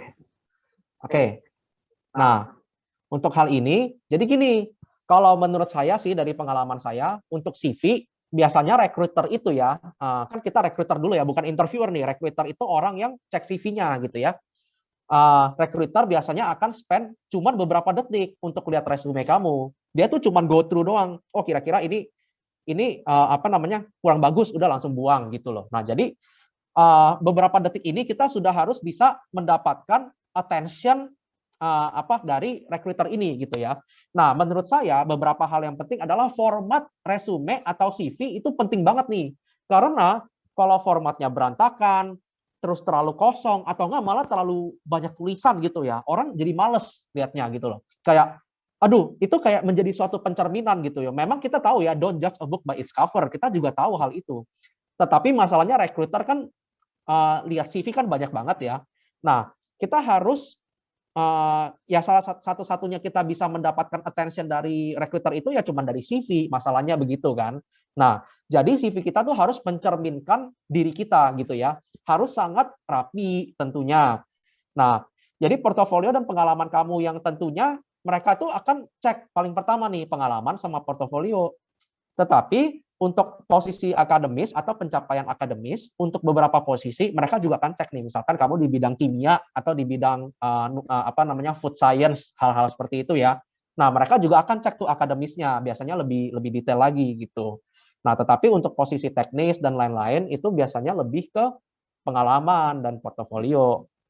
Nah, saran dari saya, tolong juga jangan taruh terlalu banyak info. Kalau misalkan nih kamu taruh info yang nggak penting, ya, misalkan kamu dulu pernah menang Olimpiade nyanyi, tapi kamu maksudnya kamu lamarnya ke posisi IT kan nggak ada hubungannya hal-hal seperti itu ya. Nah itu nggak usah dimasukin gitu. Alasannya kenapa? Karena kamu bisa masukin hal lain yang lebih berguna ke dalam CV kamu gitu loh. Masukkanlah hal-hal yang memang lebih berguna ke dalam CV kamu yang bisa ada correlation-nya, bisa terkait dengan posisi yang kamu lamar gitu. Nah, yang kebanyakan orang salahnya di mana? Orang salahnya cuma tulis mereka dulu tanggung jawabnya apa sih, mereka dulu pernah ngerjain apa. Tetapi problemnya orang nggak pernah tulis achievement mereka gitu loh. Jadi mereka kan interviewer pengen tahu nih kamu sebenarnya jago atau enggak ngomongnya gitu kan. Kalau misalkan kamu jago gitu ya, kamu tulis achievement, misalkan saya bikin sosial media, follower saya 500 gitu kan. Nah, itu sebenarnya bisa ditulis tuh, terutama kayak buat digital marketing atau enggak posisi-posisi yang kayak sosial media manager gitu ya. Nah, itu sangat penting tuh. Karena achievement itu menjadi suatu cermin di mana recruiter bisa tahu, oh kamu layak nih, kamu udah punya pengalaman ngurus sosial media, contohnya seperti itu. Nah, jadi kalau ada sertifikat atau pencapaian yang bisa terkait atau relatable dengan posisinya, ditonjolkanlah hal tersebut, karena itu bisa menjadi suatu kontribusi yang baik bagi perusahaan. Gitu. Saran dari saya sih gitu. Gimana, Cindy? Ada tanggapan nggak? Oke, sudah sangat jelas. Oke, saya lanjut nih. Sabrina ya, next ya. Saya mau bertanya, bagaimana sebaiknya menjawab tentang ekspektasi gaji? Wah, ini pasti banyak yang tanya nih, soalnya bingung kan, pasti mau ngomong gaji nggak enakan gitu ya. Nah, coba nih, mungkin ada yang mau jawab?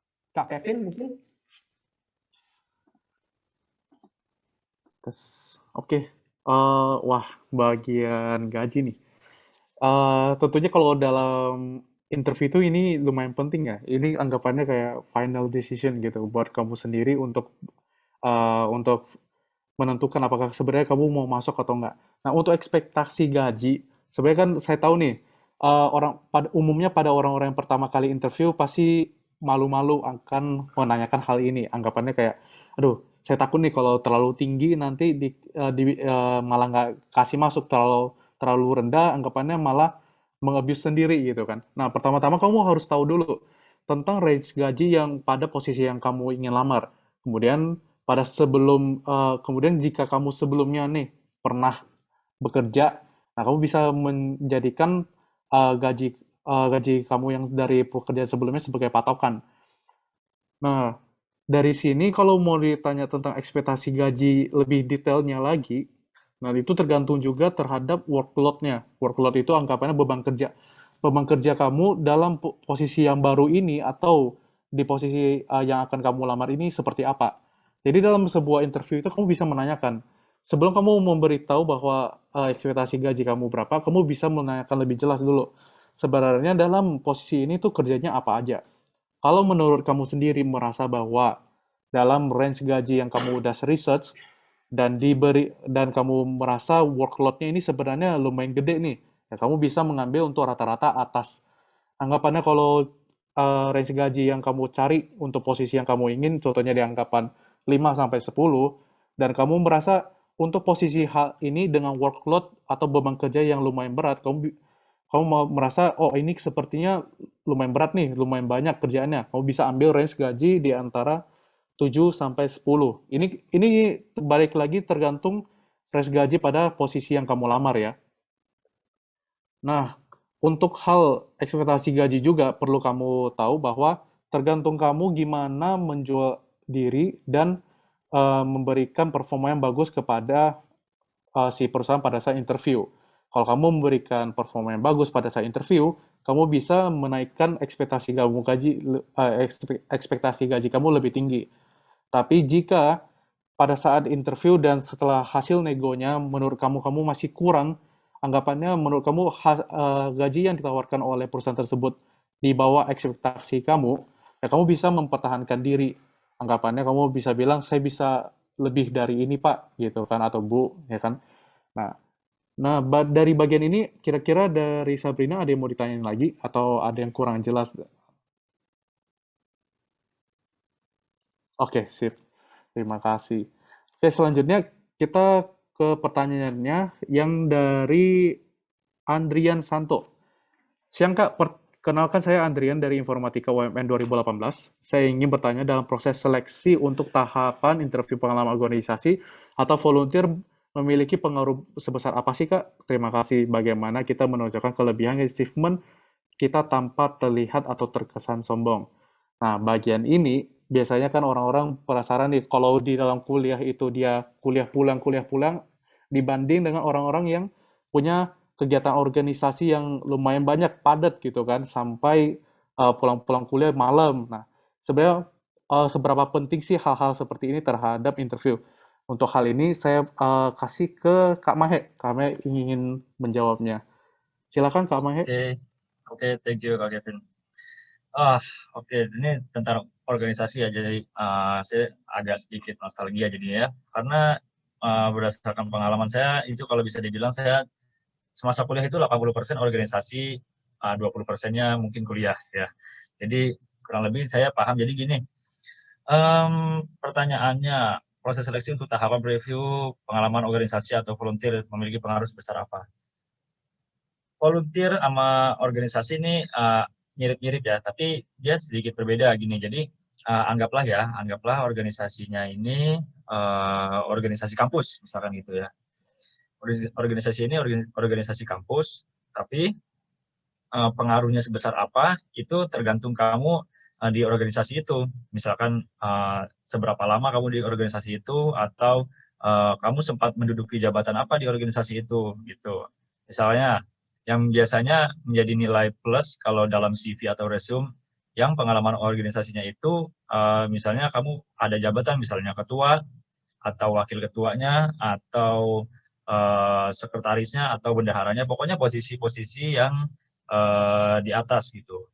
Tapi kalau saran saya untuk misalnya, mohon maaf, misalnya kamu cuma anggota dari divisi anu gitu ya, anggota dari divisi ini, menurut saya itu tidak disarankan untuk dicantumkan di CV atau resume, atau tidak perlu disebutkan jika benar-benar ditanya banget. Kemudian juga biasanya kan di organisasi ada divisi-divisi tertentu yang mungkin aja terkait sama posisi atau job yang kita apply. Misalnya kamu apply sebagai graphic designer misalnya ya. Nah, kemudian dulu kamu di organisasi pernah di divisi hubungan masyarakat atau dokumentasi gitu. Biasanya yang hubungan masyarakat ini biasanya sering juga untuk desain-desain gitu ya. Mungkin di situ skill kamu di situ bisa kamu banggakan, bisa kamu up gitu. Dulu saya di organisasi ini, di divisi ini, saya banyak belajar tentang graphic designer dan bla bla bla bla bla, bisa kamu jelaskan gitu. Jadi pengaruhnya sebesar apa? Kalau dari perspektif saya itu tergantung posisi yang dulu pernah kamu emban di organisasi itu dan juga berapa lama. Kemudian kontribusi apa yang kamu bawa di organisasi itu. Dengan hadirnya kamu atau dengan kamu ada di situ, organisasi ini memiliki perubahan apa gitu, atau bergerak ke arah yang lebih baik dalam segi apa gitu. Itu bisa kamu tonjolkan. Tapi kalau hanya anggota ini, anggota itu, saran saya sih itu tidak perlu dicantumkan karena tidak akan berefek dengan resume kamu. Gitu. Kemudian untuk volunteer nih, misalkan volunteernya internasional, itu mungkin bisa dilirik, misal kayak Asian Games kemarin gitu yang di 2018, itu mungkin bisa dilirik karena semua orang tahu, dan saya yakin pun interviewernya juga pasti tahu apa itu Asian Games. Jadi volunteer untuk acara-acara besar itu bagus untuk nilai tambah. Nah, jadi tergantung ini juga ya, kamu cantuminnya itu ya memang relate sama posisi yang ingin kamu lamar juga. Nah, tapi sekalipun itu nggak relate, tapi kamu ingin cantumkan, kamu harus bisa menjelaskan kenapa kamu mencantumkan itu. Nah, misalnya kamu di divisi apa ya, volunteer itu banyak lah ya, misalkan di liaison officer gitu, LO, untuk peserta siapa gitu. Nah, kenapa kamu cantumkan itu, padahal kamu apply-nya misalkan sebagai accounting, atau ya misalkan sebagai accounting kan nggak relate nih, maksudnya LO sama accounting ini nggak relate. Nah, kamu sebutkan apa yang bisa kamu dapat saat kamu menjadi volunteer gitu, nilai yang bisa kamu dapat dan kamu bawa ke posisi yang akan kamu lamar gitu, kurang lebih begitu. Jadi balik lagi, seberapa besar pengaruhnya itu bisa dilihat dari yang tadi saya jelaskan gitu. Semoga bisa menjawab. Mungkin ada yang mau ditanya balik dari siapa? Andrian, boleh?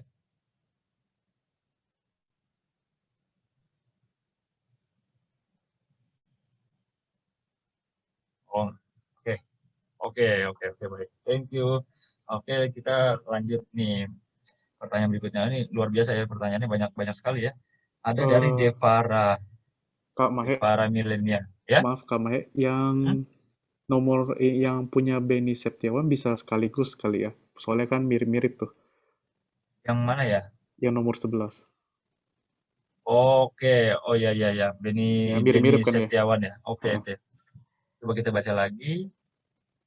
Misalnya saya memiliki skill dari posisi jabatan kerja yang saya ambil dan sudah ada portofolionya, namun saya belum memiliki pengalaman yang banyak mengenai organisasi kemahasiswaan. Menurut kakak apakah mengikuti organisasi penting dalam melamar kerja meskipun kandidat sudah memiliki skill untuk posisi jabatan kerjanya? Oke, uh, ini yang pertama, uh, pastinya kita sangat appreciate orang yang skillnya bagus dan portofolionya bagus juga. Jadi udah skillnya kamu, jika kamu rasa skill kamu udah cukup, kamu cukup, maksudnya cukup untuk bisa menembus posisi yang kamu inginkan. Kemudian ditunjang juga sama portofolio yang kamu punya, itu udah good aspek gitu ya. Itu udah bagus. Nah, tapi tadi kalau misalkan apakah penting untuk join di organisasi kemahasiswaan gitu, apakah ini sebenarnya kurang lebih sama ya, sama kayak pertanyaan Dian tadi. Mungkin kamu merasa apakah akan berpengaruh. Nah, itu balik lagi. Sebenarnya apa sih biasa yang utamanya tuh di organisasi? Kenapa banyak orang yang bilang organisasi itu penting, tapi ada juga yang bilang udahlah nggak usah organisasi-organisasian gitu. Kalau dari sisi saya yang pernah mengikuti organisasi juga waktu di kampus itu, yang bisa diambil adalah biasanya itu teamwork-nya. Teamwork-nya, apakah kamu selalu solo player di organisasi?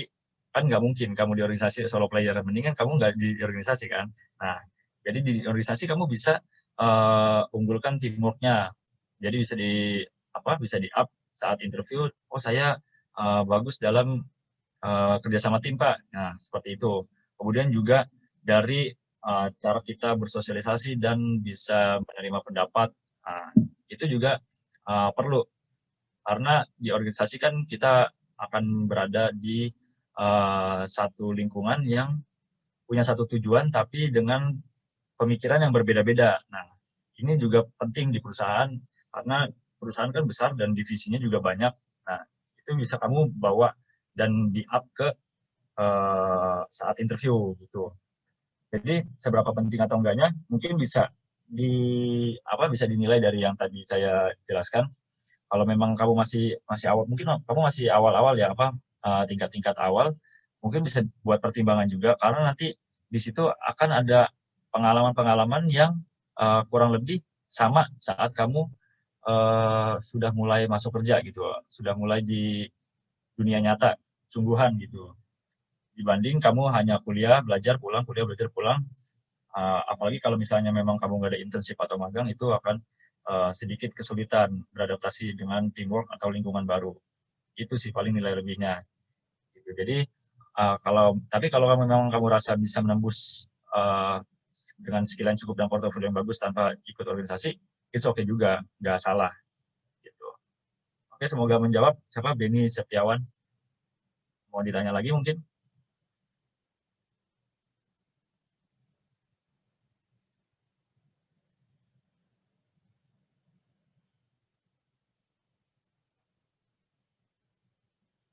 Itu udah Udah ya. terjawab. Oke, Heeh, thank you. cakep. Oke, langsung masih ada waktu kita nggak nih Kak? Langsung berikutnya aja ya. Lanjut aja, lanjut. Oke, ada Devara Milenia. Selamat siang, perkenalkan saya Devara, WMN 2017. Bagaimana jawaban yang tepat jika ditanya mengenai kelebihan dan kelemahan saat interview? Tadi saya mungkin udah bahas sedikit ya, Jadi kalau misalkan kelebihan, kamu ceritakan aja kelebihan yang relate sama posisi yang kamu lamar gitu ya. Jangan kamu jelaskan yang nggak relate sama posisi kamu. Kamu ngelamarnya marketing, kamu cerita kelebihan kamu jago renang, itu nggak perlu. Juga kalau ceritain kelemahan ini kamu sebutkan kelemahan kamu misalkan di dalam hal apa. Paling enggak 2-3 kelemahan kamu sebutkan dan bagaimana cara kamu mengatasinya gitu. Jadi jangan sampai kamu tidak menjawab sama sekali soal kelemahan ini, karena biasanya orang kalau ditanyakan suka menutupi kelemahan dirinya sendiri. Tapi kalau interview ini kita harus profesional dan interviewer juga pengen tahu jawaban kamu ini apa gitu untuk penilaian mereka juga. Oke, selanjutnya Felicia Henita. Selamat siang, saya Felicia. Saya mau bertanya, kira-kira jumlah preview project dalam portofolio yang efektif berapa ya? Terima kasih sebelumnya. Oh, ini udah ada. Kak Faisal mau jawab nih. Oke, silakan Kak. Ya, oke, thank you Kak Mahendra. Ini pertanyaan tentang portofolio ya, preview project dalam portofolio ya. Efektifnya berapa? Nah, sebenarnya itu tuh bukan tentang jumlah ya sebenarnya. Sebenarnya itu seberapa menguasai kamu tentang hal yang udah kamu cantumkan di dalam portofolio. Intinya tuh sebenarnya seperti itu. Cuman kalau misalnya nih, memang kamu tuh udah banyak ngerjain ini itulah, udah ratusan misalnya tuh, itu itu bagus banget. Itu kamu udah punya banyak modal lah ya. Nah, tapi jangan dicantumin semuanya juga, karena bakal interviewnya pasti nanti bakal boring banget. Nah, kalau saran dari saya sih, dari kita ya, itu kamu point out dulu big five project kamu yang udah pernah kamu bikin deh. 5 yang paling kamu pede untuk kamu menjadi nilai jual kamu. 5 project yang kira-kira kamu bakal jelasinnya bisa baik banget gitu. Nah, nanti dari 5 itu baru deh kamu jelasin gimana peran kamu di dalam melakukan project itu. Seperti itu kira-kira. Jadi 5 sih kalau bisa. Itu aja. Dan interviewer tuh nggak bakal nanya banyak-banyak kok, tenang aja. Ya, mungkin segitu ya. Ada lagi tambahan dari Felicia?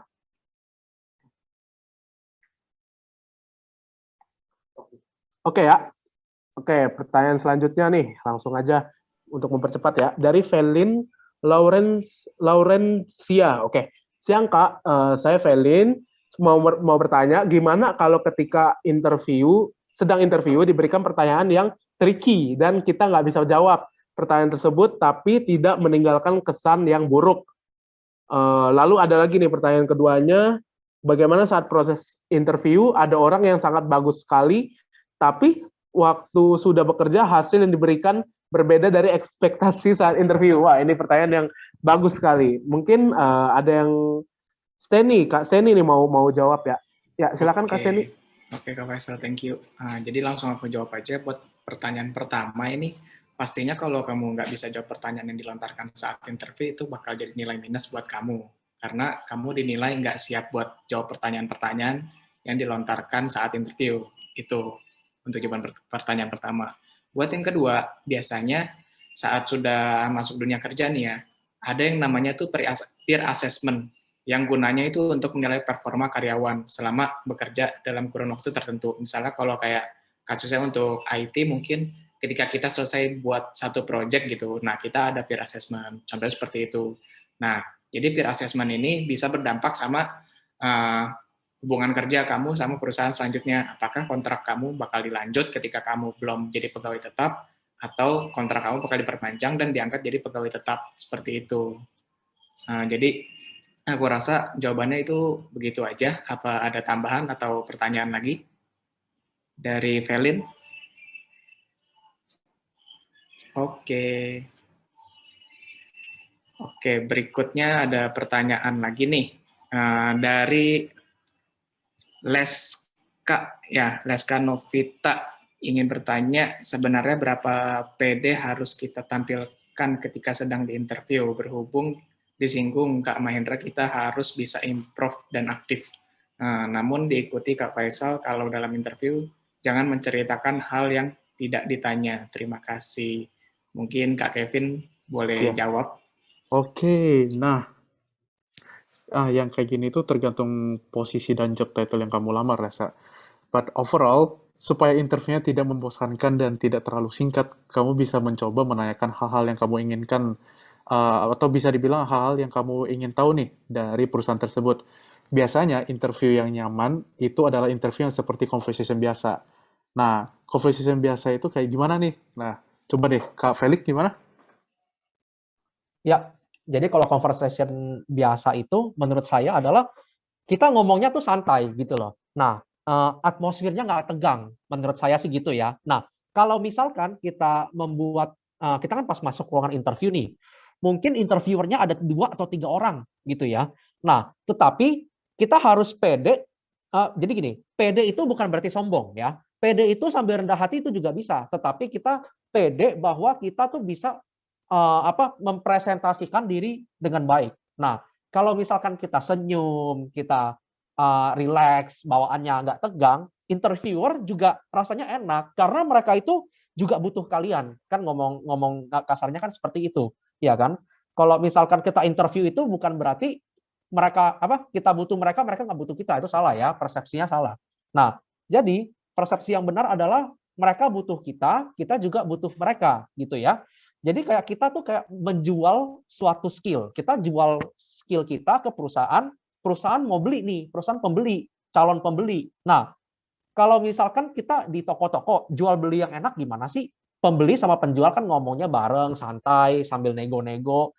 Ya ginilah Pak, ini fiturnya kayak apa ya gitu. Contohnya kan pembeli tanyanya apa, ada fitur lebih nggak ya? Nah, interview kan nanyanya seperti itu. Kamu ada fitur lebih nggak? Atau skill lebih kamu apa sih? Gitu loh. Nah, kamu harus bisa mempresentasikan diri dengan baik. Kalau misalkan pada saat kamu jualan barang nih, fitur kamu jelek gitu loh. Kamu nggak pede sama produk kamu sendiri. Ya pasti orang juga nggak mau beli dong. Nah, ngomong kasarnya seperti itu ya. Nah, jadi kita tuh pede aja, relax, santai, tetapi dengan rendah hati gitu loh. Jangan sampai sombong. Pokoknya dia nanya ya gue jawabnya pendek-pendek. Nah, itu orang nggak suka tuh.